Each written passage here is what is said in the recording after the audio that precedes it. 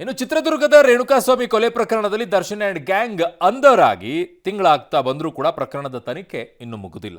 ಕಳೆದ ಒಂದು ತಿಂಗಳಿನಿಂದ ನಡೀತಾ ಇರುವಂತಹ ತನಿಖೆಯ ಎಫ್ಎಸ್ಎಲ್ ವರದಿಗಳು ಬಂದರೆ ಪ್ರಕರಣ ಬಹುತೇಕ ಮುಕ್ತಾಯ ಹಂತ ತಲುಪುತ್ತೆ. ತನಿಖೆ ಮುಗಿದ ಕೂಡಲೇ ಚಾರ್ಜ್ ಶೀಟ್ ಸಲ್ಲಿಸೋಕೆ ಪೊಲೀಸರು ಕೂಡ ಸಿದ್ಧತೆಯನ್ನು ನಡೆಸ್ತಾ ಇದ್ದಾರೆ. ಈ ಮಧ್ಯೆ ಕೊಲೆ ಕೇಸ್ನಲ್ಲಿ ಜೈಲು ಪಾಲಾಗಿರುವ ದರ್ಶನ್ ಅನ್ನ ನಿನ್ನೆ ಪತ್ನಿ ವಿಜಯಲಕ್ಷ್ಮಿ ಹಾಗೂ ಸಹೋದರ ದಿನಕರ್ ಭೇಟಿಯಾಗಿದ್ದಾರೆ. ದರ್ಶನ್ ಹೆಸರಲ್ಲಿ ಪೂಜೆ ಮಾಡಿಸಿ ತಂದ ಪ್ರಸಾದವನ್ನ ವಿಜಯಲಕ್ಷ್ಮಿ ಅವರು ಕೊಟ್ಟಿದ್ದಾರಂತೆ.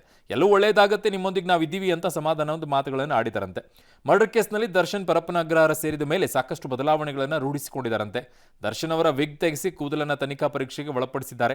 ಜೈಲಲ್ಲಿ ವಿಗ್ ಮೇಂಟೈನ್ ಮಾಡಲಾಗದೆ ದರ್ಶನ್ ಪರದಾಡಿದ್ದಾರೆ.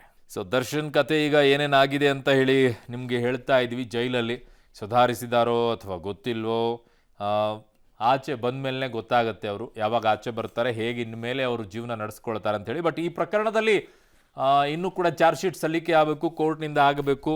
ಅದಾದ ನಂತರ ಅವರಿಗೆ ಬೇಲ್ ಸಿಗುತ್ತಾ ಇಲ್ಲ ಜೈಲಲ್ಲೇ ಇರಬೇಕಾಗುತ್ತಾ, ಶಿಕ್ಷೆ ಪ್ರಮಾಣ ಆಗುತ್ತಾ, ಅವ್ರು ಮಾಡಿದ್ದಾರೆ ಇಲ್ವಾ ಅನ್ನುವಂಥದ್ದು ಚಾರ್ಜ್ ಶೀಟ್ ಸಲ್ಲಿಕೆ ಆದಮೇಲೆ ಕ್ಲಿಯರ್ ಆಗಿ ಗೊತ್ತಾಗುತ್ತೆ. ಈಗಿರುವಂಥ ಸಾಕ್ಷ್ಯಗಳ ಆಧಾರದ ಮೇಲೆ, ಈಗಾಗಲೇ ಬಂದಿರುವಂಥ ಮಾಹಿತಿ ಮೇಲೆ ಅವರು ಕೂಡ ಶಿಕ್ಷೆಯನ್ನು ಅನುಭವಿಸಬೇಕಾಗತ್ತೆ ಅನ್ನುವಂಥದ್ದು.